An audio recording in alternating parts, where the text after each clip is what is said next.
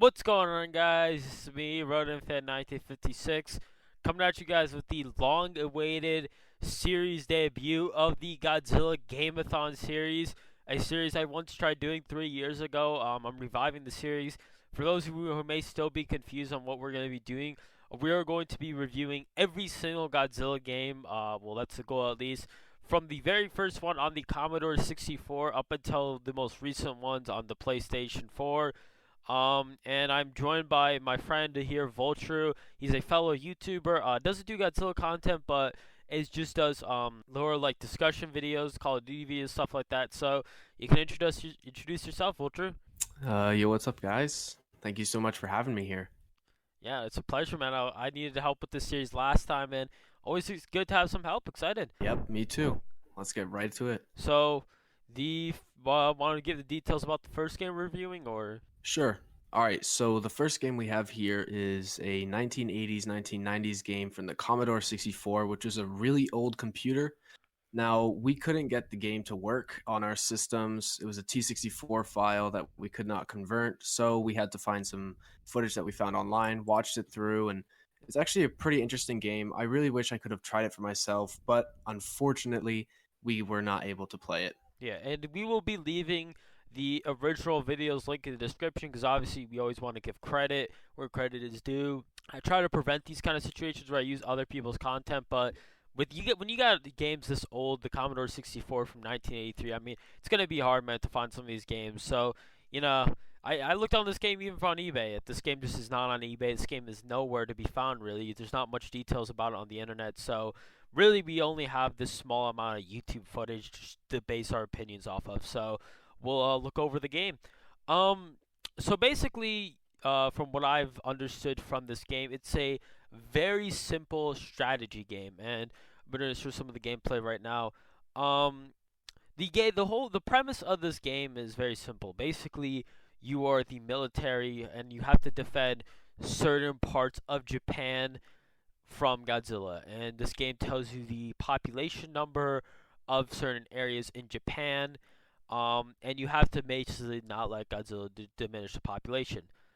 You have you have not a large variety of attacks. You have a land attack, a sea attack, and an air attack. And you can move your ships, and you also have missiles and an atomic bomb as well, which I found interesting because in the actual Godzilla movies, atomic bombs are not known to actually harm Godzilla yet. It is a weapon in this game.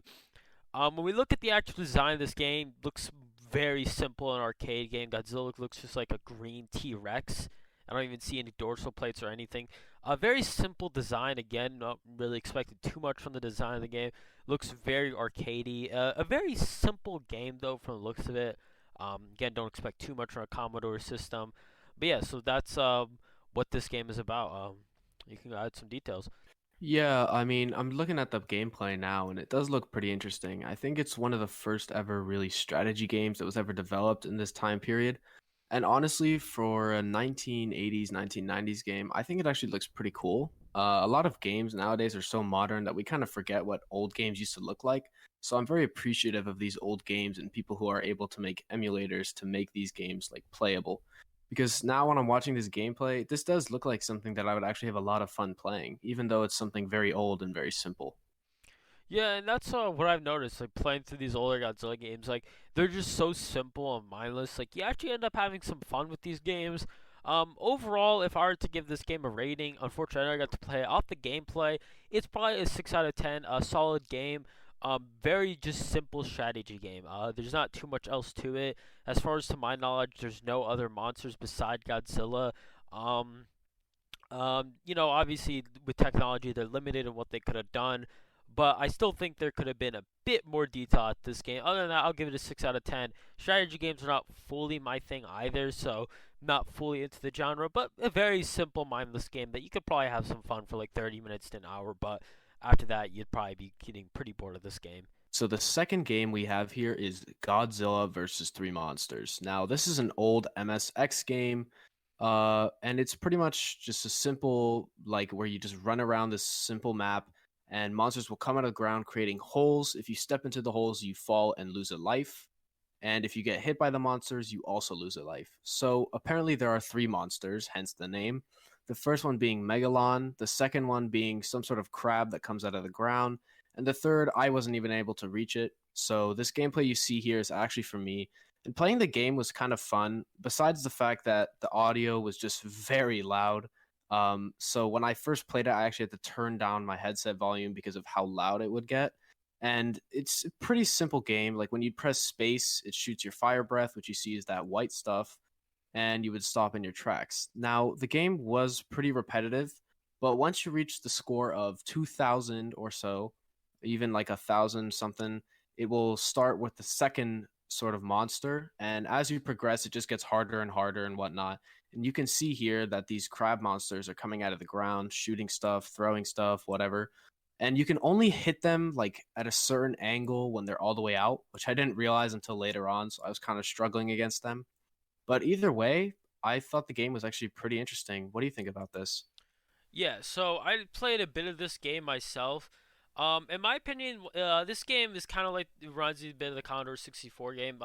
This is also, I believe, the first fighting game that included Godzilla.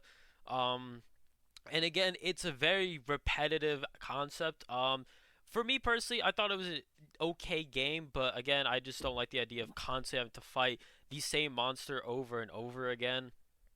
Also, again, I understand technology was limited, but really only being able to use your atomic breath kind of kills the game for me. Overall, this game is really nothing too special. I definitely even say the Commodore 64 game, from what I've seen, would probably even be better. A highly repetitive game, but once again, I'm gonna give this game a slight pass. It really reminds me more of an arcade game, which I'm noticing a theme with these first two games. They feel more like arcade games, which probably makes sense. They're probably imported from arcades. If I were to give Godzilla vs. Three Monsters on MSX a rating out of 10, it'd probably have to give a 4 out of 4.5 out of 10. Once again, I'm giving the game a slight pass here, but very repetitive gameplay. You're constantly doing the same move over and over again of just an atomic breath. You fight the same type of monster over and over again until you reach a certain score. I'm not really just a fan of the overall feel of the game. Highly repetitive, like I said, but yeah, so I give it a 4.5. The next game we have is once again an MSX title. This one is titled Gojira-kun. This game, in my opinion, is the weirdest Godzilla game I've ever played. So the concept of this game is you're not a giant Godzilla going through the city. You're not fighting other monsters. You're not even trying to play as a military to defend the city. You are playing as a miniature Godzilla in a puzzle-like game where instead of using your atomic breath, use your fist. This game, in my opinion, was an incredibly frustrating experience, and here's why. One, I just overall I'm not a big fan of the puzzle game style of this game. I just think it's just really stupid that I'm this supposed to be Godzilla and I'm just doing puzzles. Another thing I'm not a fan of is why do we use a fist rather than just an atomic breath, which would be a long range weapon. The fist is incredibly frustrating for me, as you have to be literally right next to the monster to hit him, and even then, it's sometimes can still feel a little cheap because you still get a take of you still take a decent amount of damage from the other monsters, and there's even a certain amount of monsters that you have to kill with a boulder. My other issue with this game is there's no jump button, which it just feels so broken in this game without a jump button, because I really feel like sometimes it could just be so easy. It's like, oh, I just have to jump across the other side, but no, I'm unable to jump. Overall, this game was not a very pleasant experience. I played the Gojira-kun, and when we get later on, you guys will see the Godzilla game on Game Boy, which is literally a repeat version of this game. And I'm not even sure really the idea behind why they want to make a puzzle Godzilla game. Maybe that's something to do with the success of Mario. I'm not entirely sure if I'm getting my dates right, but overall, this game was a painful experience to go through. Terrible idea, and I'm so surprised they remastered this game for Game Boy. I'll Personally, I think I'm gonna have to somewhat disagree with you. While playing this game, at first I couldn't really figure out the controls, but I did actually find it to be pretty fun.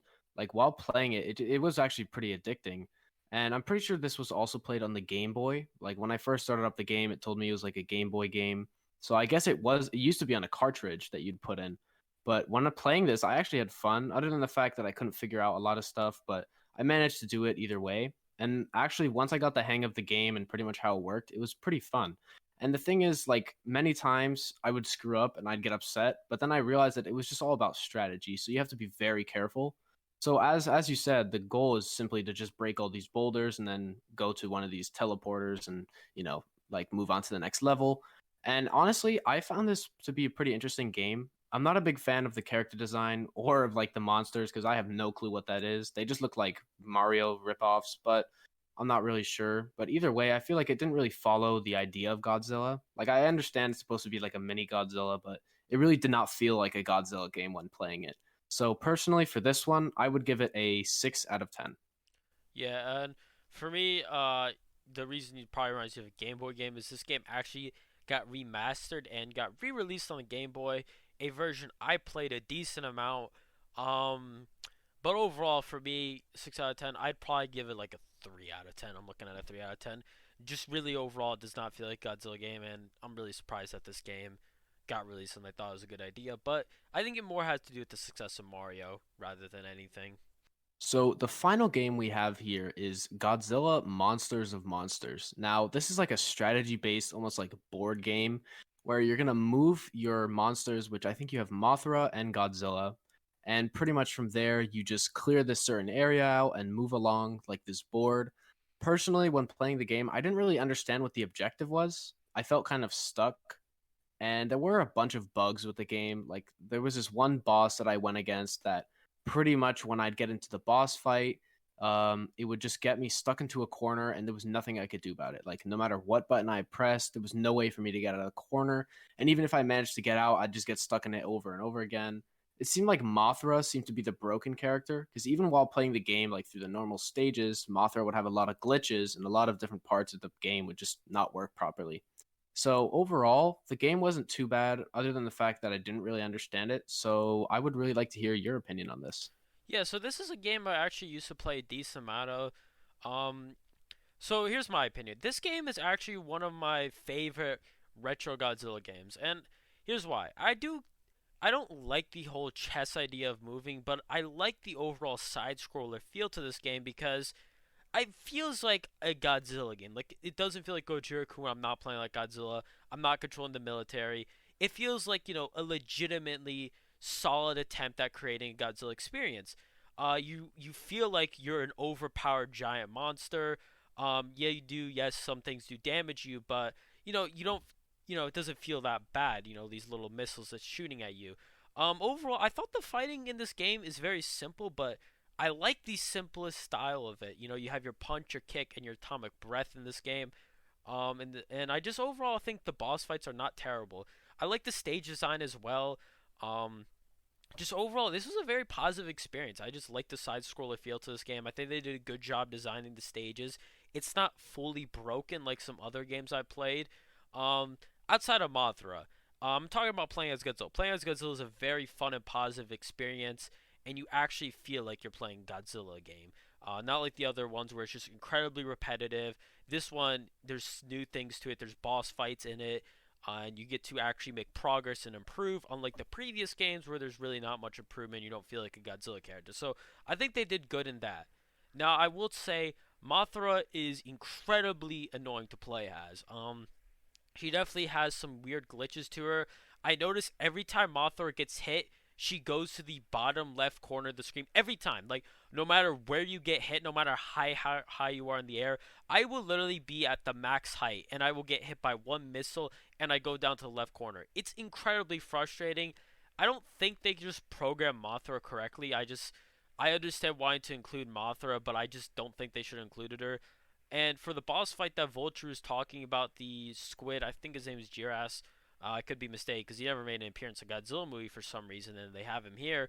That boss fight is incredibly pain in the ass, even when you're a Godzilla, because what Jiras can do is he can just put you into a corner, but he doesn't actually damage you, and he just keeps doing this like a weird jump attack into you, where like you can't actually move to like attack him. And especially with Mothra, it's already difficult enough playing as Mothra because you get back left corner every time you get hit. And I even noticed that same issue one time when I was playing with Godzilla. Like Jazora backed me into a corner, and I just could not attack him. It was really weird. He would have to back off on me, which would take a couple minutes. And the annoying thing is, the boss fights do have a time limit, but they don't tell you that there's a time limit. So you're just backed in this corner the entire time, and you just randomly get kicked out of the fight. So this game is definitely has some broken glitches, but overall, I think it's a creative idea. I mean, side scroller and then boss fights. I just think they did a solid job. I think Mothra is really the only thing that brings the overall game experience down, but playing as Godzilla in this game is very fun. Um, Overall, I gotta say it's a positive experience. Out of 10, I'd probably give it like a 7 out of 10. It's not a terrible game at all. Much better fighting style than Godzilla versus the Three Monsters. Again, are there some bugs and glitches in the game? Of course there are, but a positive experience. I like the fighting. It feels good, and you feel like you're playing a giant monster that's overpowered, which is another positive. Yeah, for me in this game, I think I honestly would have given it a 9 out of 10 if it weren't for the glitches. Another thing that I think the developers really should have included though was just some sort of instruction because I felt like I was just getting thrown into the game. I had no clue like what to do. It seemed like I could only move in one direction. Like when I was on the map, I could not move any other direction other than down. And that was like something very frustrating because I just felt like I couldn't do anything. I'd get stuck in a corner and that was pretty much it. So I didn't really understand the game. I guess when you would first buy this game back in the 1980s, they guaranteed would probably have some sort of like instruction manual on how to play it because I definitely did not know what I was doing. But overall, the game had some really nice graphics, and if somebody like made this game over again and did like some pre-build where they pretty much just fix a bunch of the glitches, I think this game would actually be something that I'd still play today because it was definitely something really fun and I enjoyed playing it. Yeah. So, other than that, guys, that's gonna wrap it up for our reviews today. Be sure to check out my friend's channel. Link in the description. His channel is Vultru. Does some cool COD content. Overall, he does commentary videos. So definitely give him a check out, guys.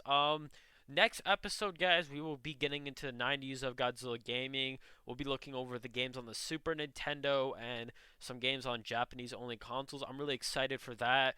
And then we'll progress into eventually after that we'll get into the 3D era of Godzilla games. So I'm really excited for these games, guys. Hope you guys did enjoy. If you did enjoy, please have a like, guys, on this video. See you guys in the next video, and goodbye.